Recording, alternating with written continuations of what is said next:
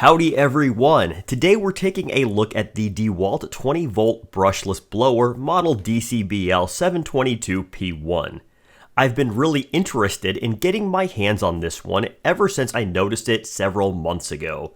It's an 18-volt class tool with some great online reviews. I was really curious to find out how a tool running the manufacturer's 20-volt max battery would compare to blowers offering 40 or 60-volt systems. Let's get to it.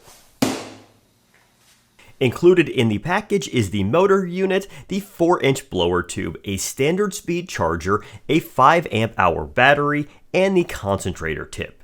Assembly is very quick, with the blower tube snapping into the body with no tools needed. Removing it, however, will require a screwdriver or something similar, as a little locking lever is engaged upon insertion. The concentrator nozzle tip snaps on the front of the blower tube and can be removed without any tools.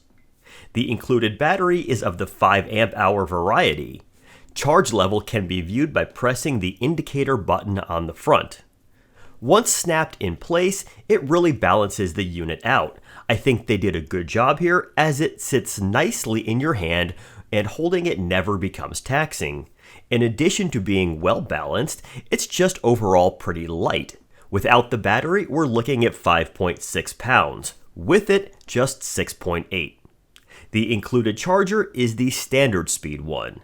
Recharging this battery from empty took a little over an hour.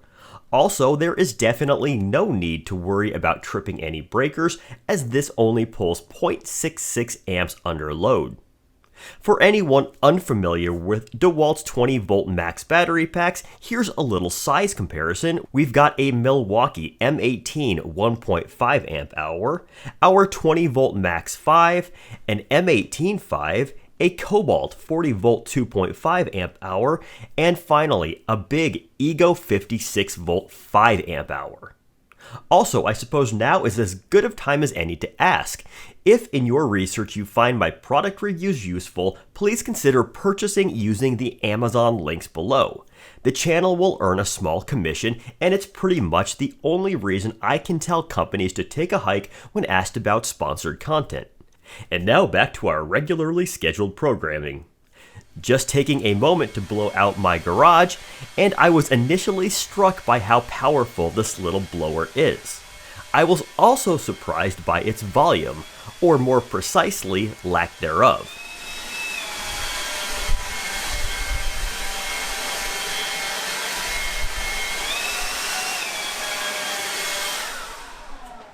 In order to attach some numbers to this claim, I've broken out the decibel meter and placed it 4 feet away from the blower.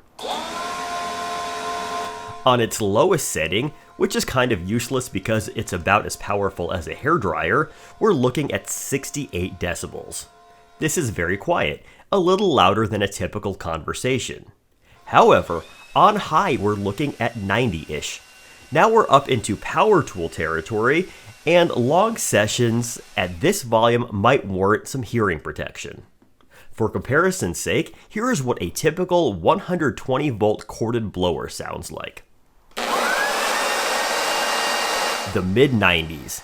Since decibels are logarithmic, this 5-point difference is very noticeable. Another thing that nicely caught my attention while giving it a test run was DeWalt's excellently designed trigger mechanism. First, there's the power lever, which itself is infinitely variable. Then, there's this clever bit, a slide that locks the trigger in whatever position you choose so you can work without holding it down. Finally, the trigger itself can continue to be depressed further for more power even when the blower is on cruise control. It's just a fantastically designed power switch setup, and I wish more manufacturers would design similar mechanisms on their tools. As I use the DeWalt 20-volt blower to clean my driveway, I do find myself pretty much running it at full tilt the entire time.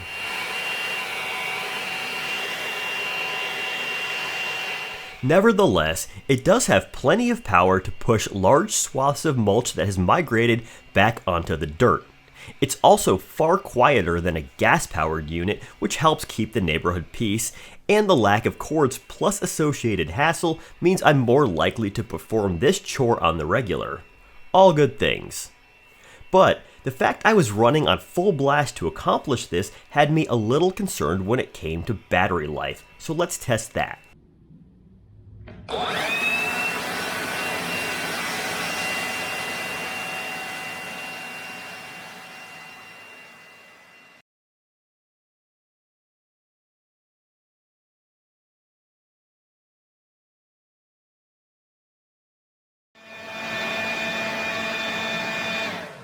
We're looking at 10 minutes and 40 seconds on high.